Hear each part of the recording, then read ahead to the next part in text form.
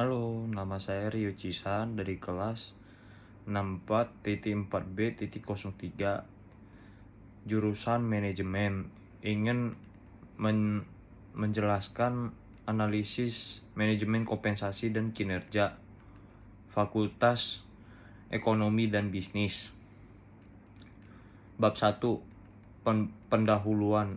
1. Latar belakang. Perkembangan manajemen kinerja dan kompensasi yang sangat pesat. Menurut adanya perkembangan manajemen kinerja dan kompensasi sejalan dengan hal itu, maka Universitas Bina Sarana Informatika (UBSI) sebagai salah satu perguruan tinggi swasta yang berorientasi pada manajemen kinerja dan kompensasi harus memenuhi ketentuan akan ahli-ahli yang terdidik, terampil, dan profesional di bidang manajemen kinerja dan kompensasi. UBSI, khususnya Fakultas Manajemen Pelajaran Manajemen Kinerja dan Kompensasi, mengadakan tugas seperti bikin makalah terhadap mahasiswa, sehingga dapat memicu mahasiswa maupun perguruan tinggi untuk lebih mengembangkan ilmu yang didapat dari kampus, maupun perguruan tinggi untuk lebih mengembangkan ilmu yang didapat dari kampus. Harapannya, mahasiswa jurusan manajemen mampu untuk memadukan antara teoris yang selama ini diajarkan di kampus dengan realita yang ada dalam dunia tugas-tugas dengan kondisinya yang terus berubah. 1.2. Perumusan masalah. Berikut adalah beberapa masalah yang mungkin muncul dalam manajemen kompensasi dan kinerja. 1. Apa yang dimaksud kompensasi? 2. Apa yang dimaksud kinerja? 3. Bagaimana cara mengatasi kedisiplinan kinerja? 4. Bagaimana cara kerja metode-metode kinerja dan kompensasi? 5. Apa saja variabel-variabel pada kinerja dan kompensasi? 1.3. Tujuan makalah. Tujuan penelitian ini untuk menilai bagaimana manajemen kompensasi dan kinerja bekerja dengan baik. Dilihat dari perkembangannya, dengan adanya kompensasi menjadi dorongan serta motivasi untuk karyawan bekerja di sebuah perusahaan. Begitu juga dengan kinerja merupakan bagian yang sangat penting dan menarik karena terbukti sangat penting manfaatnya, karena di mana keadaan yang diinginkan ada di dalam dunia kerja. Makalah ini diharapkan dapat memberikan pemahaman yang lebih baik tentang bagaimana kompensasi dapat digunakan sebagai alat untuk meningkatkan kinerja karyawan dan bagaimana hal tersebut dapat berdampak pada kesuksesan organisasi secara keseluruhan. 1.4. Manfaat makalah. Manfaat yang didapatkan dari makalah kompensasi dan kinerja adalah pemahaman tentang kompensasi, peningkatan kinerja, pertahanan karyawan, strategi organisasi, dan evaluasi kebijakan kompensasi. Makalah ini juga membantu dalam proses evaluasi terkait dengan kebijakan kompensasi. Makalah ini juga membantu memahami bagaimana kompensasi dapat diintegrasikan dengan strategi organisasi. Makalah ini menjelaskan bagaimana kompensasi dapat digunakan untuk mempertahankan karyawan yang memiliki kinerja yang baik. Bab 2. Pembahasan. Review Jurnal 1. Kompensasi adalah konteks dari manajemen sumber daya manusia, adalah segala sesuatu yang diterima oleh karyawan sebagai balas jasa atau hasil kerja keras mereka. Kompensasi ini dapat berupa uang, fasilitas, atau kesempatan berkarir yang lebih baik. Pemberian uang bisa berupa gaji, bonus, ataupun upah. Pembagian laba, upah lembur kerja, komisi, penjualan intensif, dan tunjangan. Sedangkan pemberian materi dapat berupa sebagai penyediaan tempat tinggal, transportasi atau mobil, dan saham perusahaan.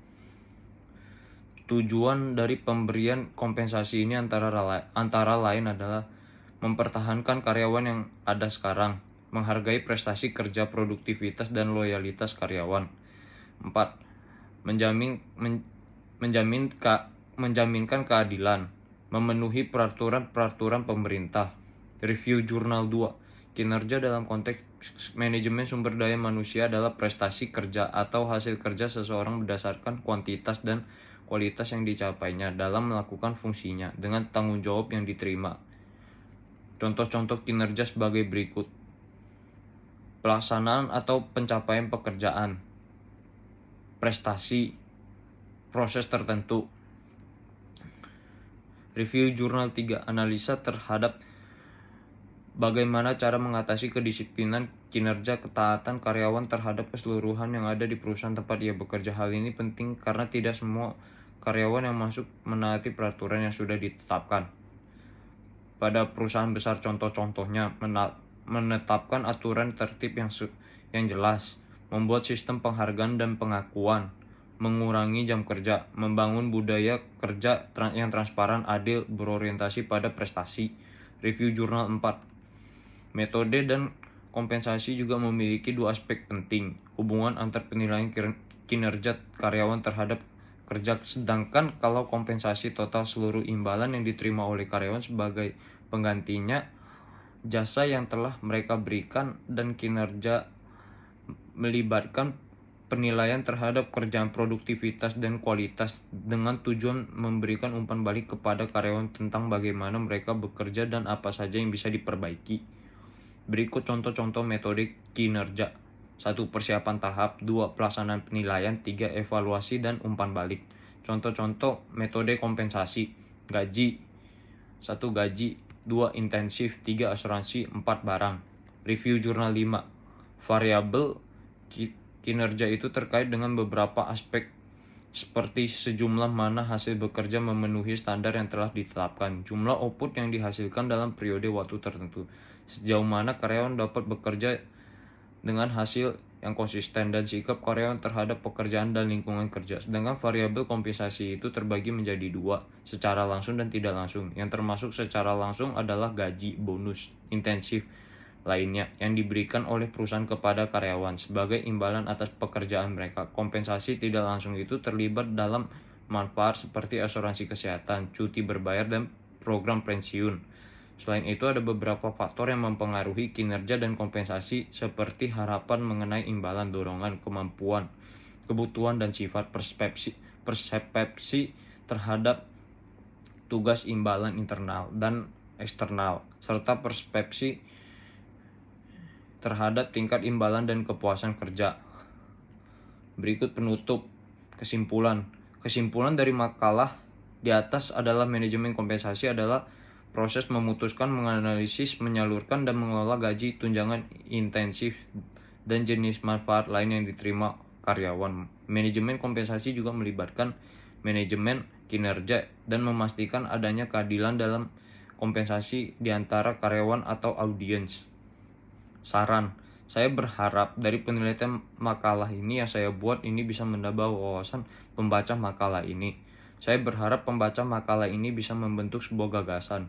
Demikianlah makalah ini yang saya buat ini. Semoga bermanfaat dan menambah pengetahuan para pembaca. Saya mohon maaf apabila ada kesalahan ejaan dan kalimat penulisan makalah ini kurang jelas dimengerti dan saya sangat mengharapkan saran dan kritik dari para pembaca demi kesempurnaan makalah ini. Sekian, terima kasih.